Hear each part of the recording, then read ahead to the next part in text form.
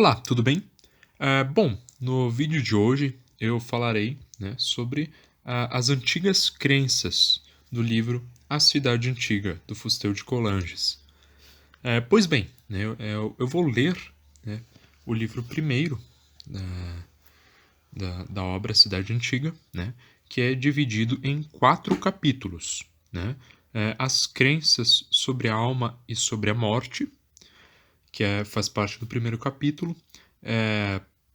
O culto aos mortos, que faz parte do segundo capítulo, e o fogo sagrado, que faz parte do terceiro capítulo, e a religião doméstica, pertencente ao quarto capítulo. Pois bem, então eu vou iniciar a leitura do primeiro capítulo, que é sobre a alma e sobre a morte, a crença da alma e sobre a morte para os antigos. Localizado, né, a partir da página 21. Eu uso aqui, inclusive, foi o último vídeo que eu fiz sobre a obra Cidade Antiga, do Fustel de Coulanges, onde eu expliquei, basicamente, a edição que eu estou utilizando aqui, que não é a em francês, obviamente, e sim da editora Revista dos Tribunais. Né? Pois bem, começarei então. Crenças sobre a alma e sobre a morte. Até os últimos tempos da história da Grécia e de Roma, vemos que persiste na mente do homem do povo um conjunto de pensamentos e usos que datam certamente de época muito afastada, mas em que já poderemos aprender algumas ideias que o homem tinha, primeiramente, quanto à própria natureza, a alma, e sobre o mistério da morte. Por mais alto que remontemos na história da raça indo-europeia, da qual descendem as populações grega e itálica, notamos não ter essa raça acreditado que, depois dessa curta vida, tudo ficasse acabado para o homem. As mais antigas gerações, muito antes ainda de existirem filósofos, acreditavam numa segunda existência além dessa nossa vida terrena. Encaravam a morte não como decomposição do ser, mas como uma mera mudança de vida. Em que lugar, porém, e de que maneira se viveria essa segunda existência?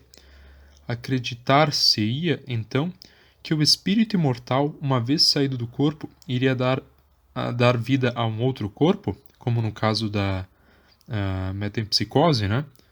Como diz aqui logo adiante. Não, porque a crença na metempsicose nunca conseguiu enraizar-se no espírito das populações greco-itálicas. Não era essa crença também dos antigos árias do Oriente, porque os hinos dos Vedas a isso se opõem. Acreditavam-se que o espírito subia ao céu, para a região da luz? Também não, porque a ideia de que as almas entravam na morada celeste é de época relativamente moderna no Ocidente. Então, a alma ela não troca de corpo, nem vai para a morada celeste, né? Ou seja, aos céus, por exemplo. A habitação celeste, voltando à leitura, a habitação celeste apenas era considerada como recompensa dada a alguns grandes homens e aos benfeitores da humanidade. De acordo com as mais antigas crenças itálicas e gregas, não era em um outro mundo que a alma passaria sua segunda existência. Ficava bem perto dos homens e continuava a viver sob a terra, junto deles. Perceba o sob a terra, ou seja, a alma basicamente ficava localizada, né, em seu túmulo, onde o corpo do antigo era enterrado, né? Então ela não subiria aos céus, né? E tampouco migraria para um outro corpo. Voltando à leitura, então, acreditou-se mesmo durante muito tempo que nessa segunda existência a alma continuava associada ao corpo, né, aos restos mortais. Nascida com o corpo, a morte não se separava dele, pois a alma e o corpo encerravam-se no mesmo túmulo. Por mais antigas que sejam essas crenças, delas restaram testemunhos autênticos, testemunhos que estão nos ritos do sepulcro, que sobreviveram de muito às crenças primitivas, mas nascidas certamente com estas e que podem fazer-nos melhor compreendê-las. Então, a alma, após a morte, ficaria junto aos restos mortais, no túmulo. Pois bem, continuemos. Os ritos do sepulcro mostram claramente como, quando se colocava o corpo na sepultura, se acreditava que ao mesmo tempo se colocava lá algo vivo. Deixe-me repetir aqui, que tem um ponto final. Os ritos do sepulcro mostram claramente como, quando se colocava o corpo na sepultura, se acreditava que ao mesmo tempo se colocava lá algo vivo. Virgílio, que descreve sempre com precisão e escrúpulo as cerimônias religiosas, termina a narrativa dos funerais de Polidoro com essas palavras: encerramos a alma no túmulo. Igual expressão encontra-se em Ovídio e em Plínio o Jovem. Não queremos dizer que tenha isso correspondido propriamente às ideias formadas por estes escritores sobre a alma, mas queremos, tão só, afirmar que desde as priscas eras, isso mesmo se perpetuara na linguagem, como atestam crenças antigas e vulgares. No final da cerimônia fúnebre, era costume invocar 3 vezes a alma do morto, pelo nome que este havia usado. Faziam-lhe votos de vida feliz debaixo da terra. Diziam-lhe 3 vezes: passa bem. E acrescentavam: que a terra te seja leve. Tal ponto se acreditava que o ser iria continuar a viver debaixo dessa terra e de lá conservar o sentimento do bem-estar e do sofrimento. Escreviam-se sobre o túmulo para indicar quem ali repousava, costume esse que sobreviveu a essas crenças e que, transmitindo-se de século a século, chegou até nossos dias. Então, segundo Fustel de Coulanges, essa crença de identificar a lápide é dessa época ali. Adotamos esse mesmo uso ainda, embora hoje ninguém acredite que um ser imortal repouse no túmulo. Na antiguidade, porém, supunha-se tão firmemente que o homem sepultado ali vivia que nunca se deixava de, juntamente com o homem, enterrar os objetos dos quais se julgava viesse ele a ter necessidade: vestes, vasos, armas. Derramava-se o vinho no túmulo para mitigar-lhe a sede, deixavam-se alimentos para matar-lhe a fome, degolavam-se cavalos e escravos, pensando que estes, enterrados com o morto, o serviriam no túmulo, como o haviam feito durante a vida. Depois da tomada de Troia, preparam-se os gregos para voltar à pátria, cada um deles conduzido uma bela escrava, mas Aquiles, já debaixo da terra, reclama também a sua, e deram-lhe Polixena.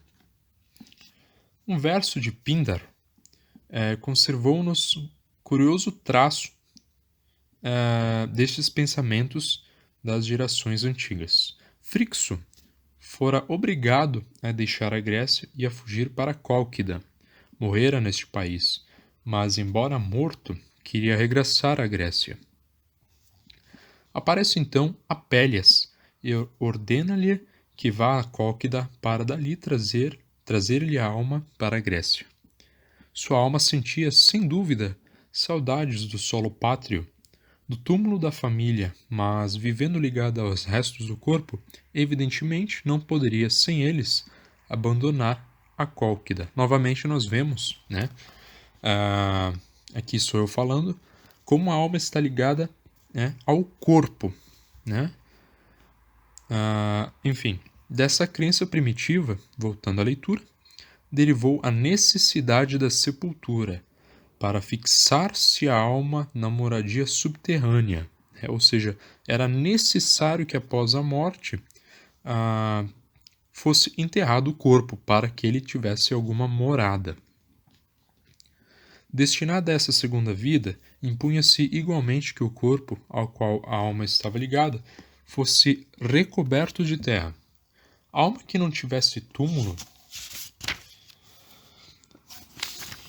não teria morada. Era alma errante. Em vão aspiraria ao repouso que ela deveria amar, depois das agitações e dos trabalhos desta vida. Estava condenada a errar sempre, sob as formas de larva ou de fantasma, sem parar nunca, sem nunca receber as oferendas e os alimentos de que precisava. Desgraçada, essa alma logo se tornaria maldosa, atormentaria os vivos, mandando-lhes doenças, devastar-lhes-ia as colheitas, amedrontando-os com aparições lúgubres, e, deste modo, advertindo-os de que tanto o corpo como ela, a própria alma, queriam sepultura. E assim veio-nos a crença nas almas do outro mundo. Toda a antiguidade se convenceu de que, sem sepultura, a alma viveria desgraçada, e só pelo sepultamento adquiriria a felicidade para sempre. Não era para demonstrar dor que se fazia cerimônia fúnebre, mas para o repouso e felicidade do morto. Aqui nós vemos quem leu,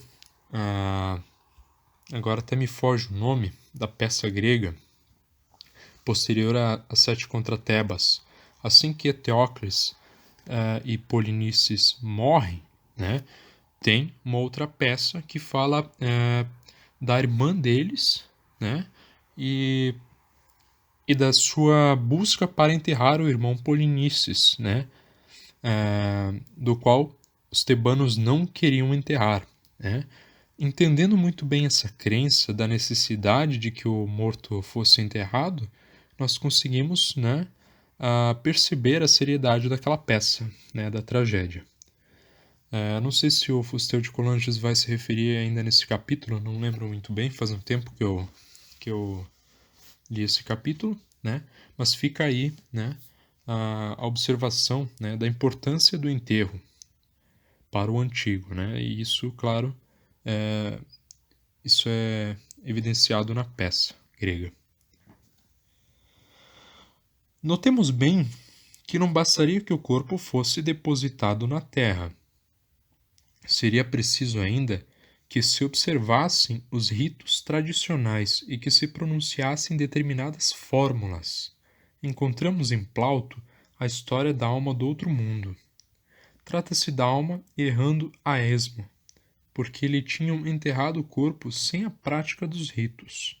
Conta-nos Suetônio que, tendo sido enterrado o corpo de Calígula, sem cerimônia fúnebre, sua alma andou errante e apareceu aos vivos, até o dia em que se lhe desenterrou o corpo e lhe deram sepultura segundo os ritos. Estes dois exemplos bem revelam a importância atribuída pelos antigos às fórmulas e aos ritos da cerimônia fúnebre. Uma vez que, sem eles, as almas eram errantes e apareceriam aos vivos, é porque então, só por meio deles, elas se fixavam e se enterravam nos túmulos.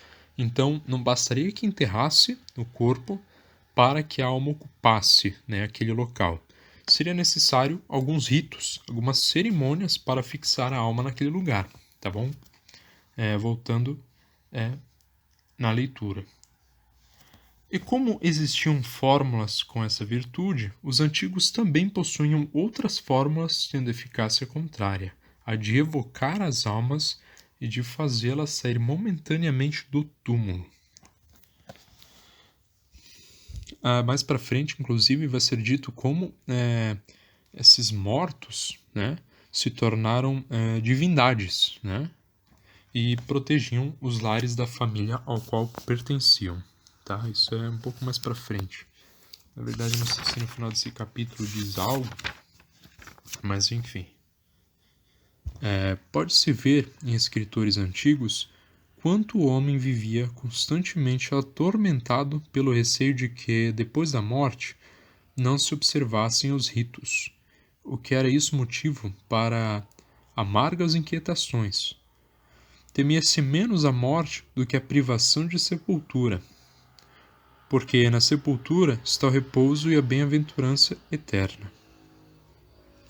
Não nos devemos surpreender quando vemos os atenienses mandar matar aqueles generais que, depois de uma vitória no mar, negligenciaram o enterro dos mortos. Esses generais, discípulos dos filósofos, talvez distinguissem a alma do corpo e, desse modo, por não acreditarem que a sorte de uma estivesse presa à sorte do outro, teriam pensado que ao cadáver tanto importaria decompor-se na terra como na água. Não tinham, portanto, querido enfrentar a tempestade só pela vã formalidade de recolher e enterrar seus mortos. Mas a multidão, que mesmo em Atenas estava presa à velha tradição, imediatamente acusou estes mesmos generais de impiedade e condenou-os à morte. Se, por um lado, pela vitória esses generais haviam salvo Atenas, por outro lado, por negligência, tinham perdido milhares de almas. Né? Aquelas almas estariam condenadas ao tormento eterno. Né?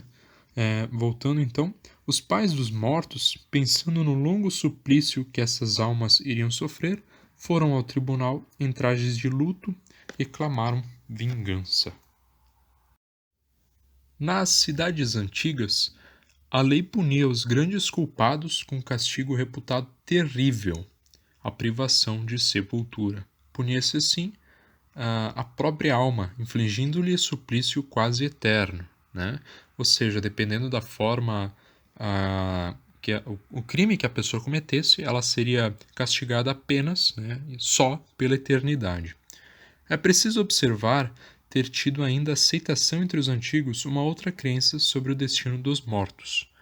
Eles concebiam certa região subterrânea, mas infinitamente mais vasta que o túmulo, na qual todas as almas, separando-se dos corpos, iam viver juntas, sendo as penas e as recompensas distribuídas segundo a conduta que o homem tivesse tido durante a vida. Mas os ritos da sepultura, tais como acabamos de escrever, surgem-nos em claro desacordo com essa outra crença. Prova concludente de que na época em que esses ritos se estabeleceram, ainda não se acreditava no Tártaro e nos Campos Elíseos. A primeira ideia formada por essas antigas gerações foi a de que o ser humano vivia no túmulo, que a alma não se separava do corpo e se fixava na parte do solo, onde estivessem enterrados os ossos. O homem não tinha, assim, de prestar contas de sua vida anterior, pois, uma vez encerrado no túmulo, não tinha de esperar nem prêmios nem castigos. Opinião grosseira, revelando, porém, na origem, a noção da vida futura. O ser que vivia sob a terra não se encontrava tão desprendido da humanidade que não tivesse necessidade de alimento. Por isso, em certos dias do ano, levava-se uma refeição a cada túmulo. Ovídio e Virgílio deram-nos descrição dessa cerimônia, cujo uso permanecera intacto até a época deles, embora as crenças já então se tivessem transformado. Descrevem o costume de cercar-se o túmulo de vastas grinaldas de ervas e de flores, colocando-se ali também bolos, frutas e sal, sobre os quais se vertia leite, vinho e algumas vezes o sangue de uma vítima, né, uma vítima sacrificada. Enganar-nos-íamos muito se acreditássemos ver nessa refeição fúnebre apenas uma espécie de comemoração.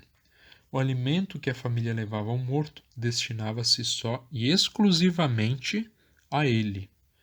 E a prova do que aqui afirmamos está no fato de que o leite e o vinho eram derramados na terra do túmulo e também no fato de abrir-se um buraco para fazer com que os alimentos sólidos chegassem até o morto, e ainda no fato de que, quando se lhe imolava alguma vítima, todas as suas carnes eram queimadas, para que nenhum vivo delas tirasse um pedaço, e no fato também de se pronunciarem certas fórmulas consagradas e destinadas a convidar o morto a comer e a beber. E também porque, embora toda a família assistisse a essa refeição, nem sequer tocavam naquelas iguarias. Finalmente, porque ao se retirarem, tomavam grande cuidado em deixar um pouco de leite e alguns bolos nos vasos, considerando-se grande impiedade quando algum ser vivo tocasse nessa pequena provisão destinada apenas às necessidades do morto, né? Então, todo aquele alimento fornecido pela família do morto era destinado a ele, à alimentação dele, né? Essas velhas crenças persistiram durante longo tempo, e tal manifestação ainda se encontra entre os grandes escritores da Grécia. Derramo sobre a terra do túmulo, diz Ifigênia em Eurípides, leite, mel e vinho, porque é com isso que os mortos sentem prazer. Filho de Peleu, diz Neoptolomeu, recebe essa bebida doce que agrada aos mortos, vem e bebe este sangue. Electra derrama as libações e diz, a bebida penetrou a terra, o meu pai a recebeu. Veja essa oração dirigida por Orestes ao pai morto. Ó meu pai, se eu viver, tu receberás lautos banquetes, mas se eu morrer antes, não terás mais a tua parte nas refeições deliciosas de que se nutrem os mortos. As zombarias de Luciano provam-nos subsistirem tais usos ainda em seu tempo. Os homens imaginam que as almas vêm lá de baixo ao jantar que se lhes leva, que se regalam com o aroma das iguarias e que bebem o vinho vertido sobre as sepulturas. Entre os gregos, diante de cada túmulo, existia sempre o lugar destinado à imolação da vítima e à colocação da carne. Então, no túmulo, nos gregos, existia um lugar próprio já no túmulo destinado às oferendas. O túmulo romano tinha mesmo a sua culina, espécie de cozinha de aspecto singular e unicamente destinada ao uso do morto. Plutarco conta como, depois da batalha de Plateia, tendo sido os guerreiros mortos enterrados no lugar de combate, os plateenses eram obrigados a oferecer-lhes todos os anos a refeição fúnebre.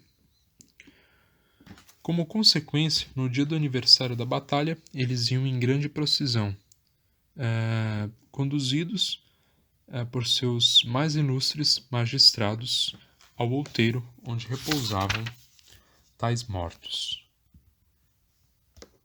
Ofereciam-lhes leite, vinho, óleo, perfumes e imolavam uma vítima. Quando os alimentos estavam dispostos sobre o túmulo, os plateenses pronunciavam uma fórmula ritual convidando os mortos a tomar refeição. Essa cerimônia realizava-se ainda no tempo de Plutarco, que assistiu ao 60º aniversário do acontecimento. Luciano fala-nos qual o conceito que deu nascimento a todos esses usos.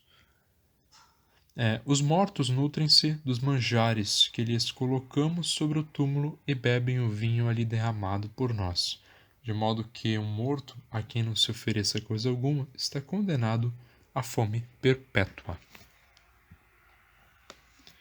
Essas crenças são muito antigas e apresentam-se como falsas e ridículas.